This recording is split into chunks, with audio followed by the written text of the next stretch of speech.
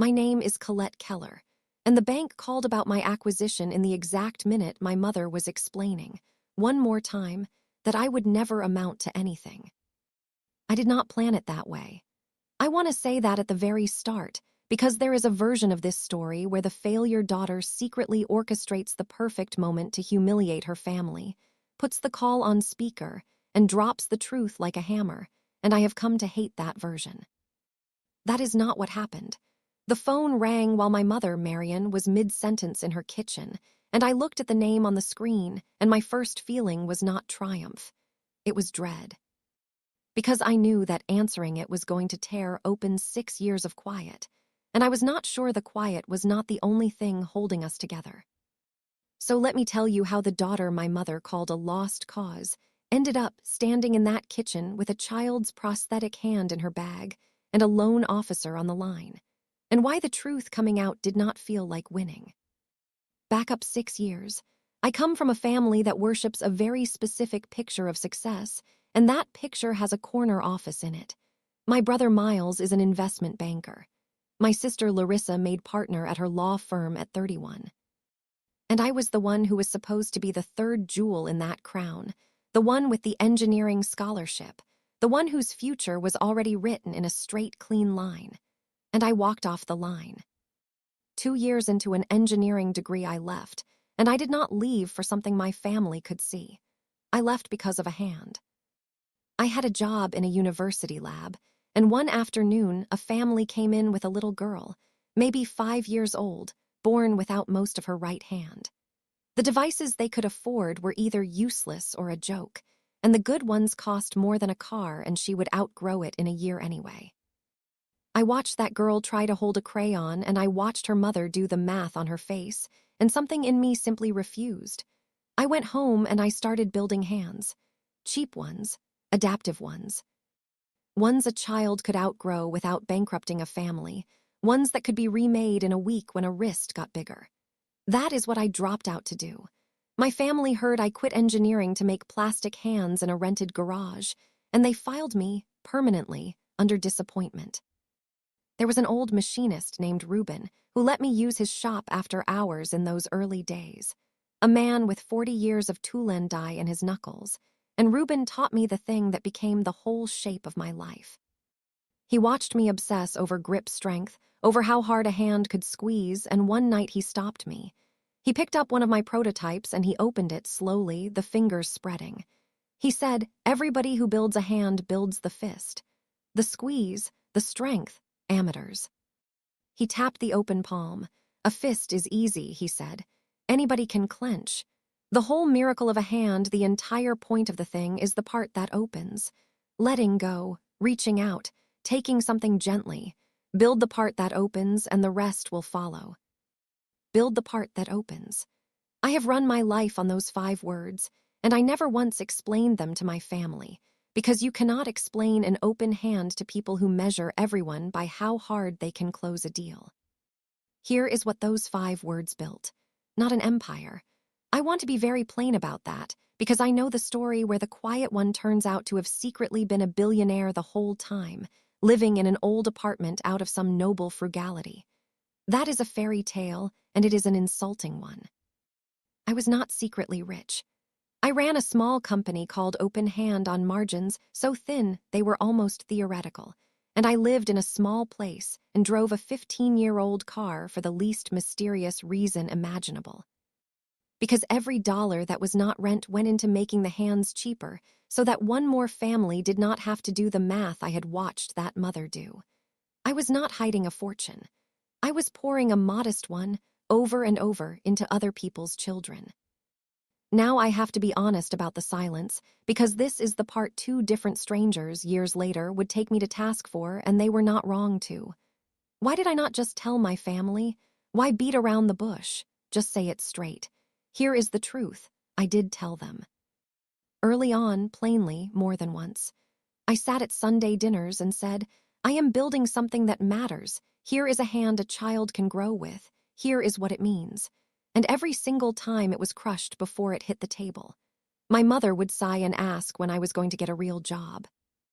Miles would ask what the revenue was, and when the number was small, he would smile and change the subject. I told them straight, and telling them straight taught me that their minds were already made up, and so, somewhere in year 3, I stopped.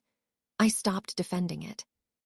And that is where my accountability starts, because the stopping was self-protection at first, and then it became a wall, and the wall was mine. I told myself I was keeping the work safe from their contempt. What I was really doing, after a while, was punishing them with my absence and calling it peace. Both things were true. I need them both to be true, or I am lying to you the way I let myself be lied to.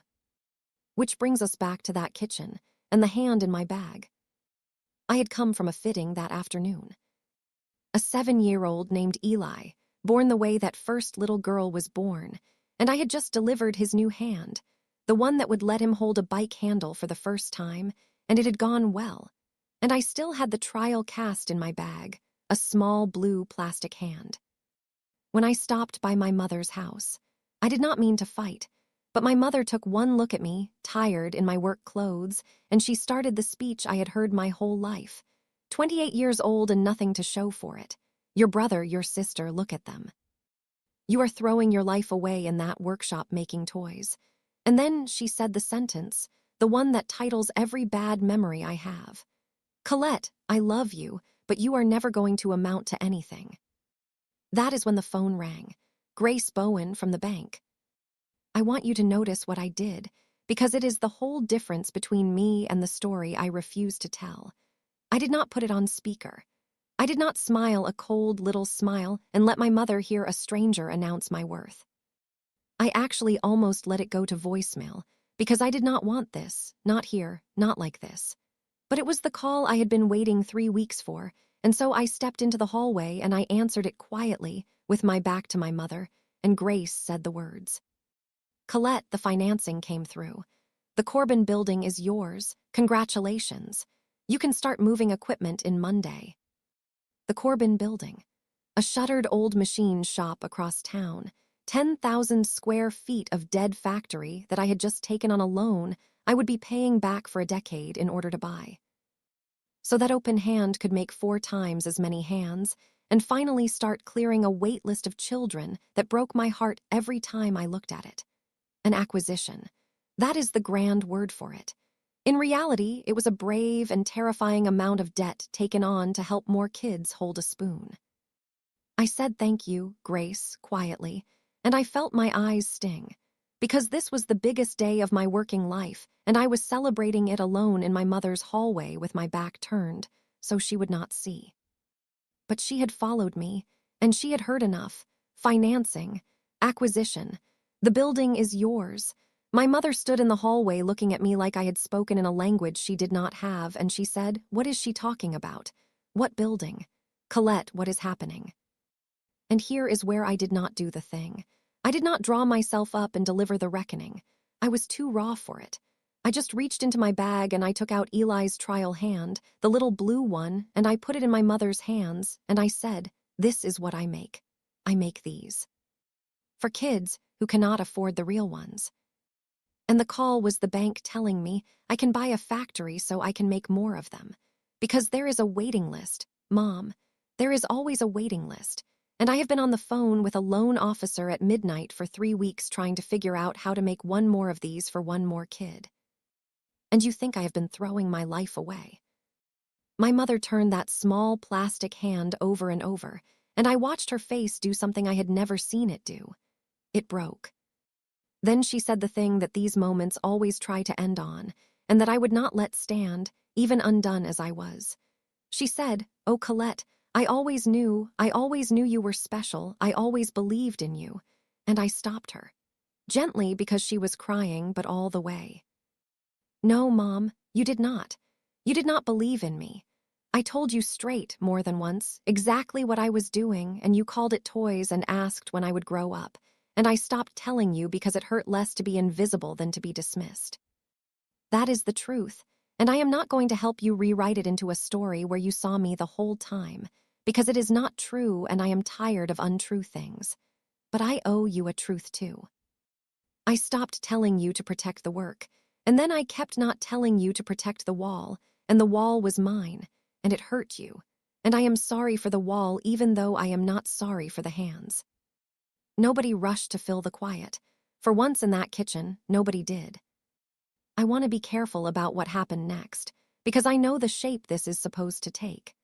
This is the part where the rich child pays off everyone's mortgage and the family weeps with gratitude and everyone is healed by dessert. That did not happen, and it could not have, because I am not rich, and if I were, buying my family's love would be its own kind of contempt. I did not have billions. I had a factory full of debt and a waiting list. What I had to give was smaller and I think worth more. I told my mother she could come see the workshop. That was all. Come see the actual thing, not the idea of it, the real thing with the real children in it, and then decide what you think of your daughter. She came. That Saturday, in the wrong shoes, my mother came to the garage that had become a workshop, and she was there when Eli came in to have his new hand adjusted, and she watched a 7-year-old pick up a marker and draw a lopsided dog and hold it up. And she watched his mother cry the good kind of tears, and my mother stood against the wall and put her hand over her mouth. Afterward, she did not say she was proud of me, which is good, because I would not have trusted it yet. She said, quieter, "Can I help? Can I be useful here?" And that I believed, because it cost her something and it asked for nothing back. I did not fix everyone. Miles sent a text that was mostly a question about whether the company was worth anything, which told me exactly where Miles still lives. Larissa has not called. The door to them is open, the real one, but it opens onto an ordinary Saturday at the workshop with a waiting list and no audience, and I will know they have changed only if either of them ever walks through it when there is nothing in it for them to admire. My mother, though, comes on Saturdays now. She learned to sand the small parts smooth so they do not chafe a child's skin. She is not good at it yet. She keeps coming anyway. That is not a grand reconciliation. It is an old woman showing up to do small, unglamorous work with nothing to gain. And in my experience, that is the only kind of change that holds. I gave Eli's first trial hand, the little blue one, to my mother, and I told her the thing Reuben told me, the night she first sanded apart until her fingers ached. Everybody, I said, wants to be measured by the fist. By how hard they can hold on, how hard they can win, how tight they can close. But a hand that only closes is not a hand, it is a club. The whole point of a hand, the entire miracle of it, is the part that opens. Letting go, reaching out, taking something gently. I spent years thinking my job was to build hands that open. It turns out the harder thing, the thing I am still learning, is to be the part that opens. And so, it turns out, are you. My mother spent 28 years measuring me by a fist I was never going to make. The corner office, the big salary, the closed hard win. She never once looked at the part of me that had been opening the whole time, one small hand at a time. When she finally did, she did not find a billionaire hiding in an old car. She found her daughter, up to her elbows in plastic and glue, building the part that opens. So if there is someone in your life you have already filed under lost cause, because they will not close their fist around the life you picked for them, do one thing before you say the sentence my mother said to me. Stop measuring their fist. Look at what they have been opening. You may find they have been reaching out the whole time, and that the only hand that was closed in the room was yours.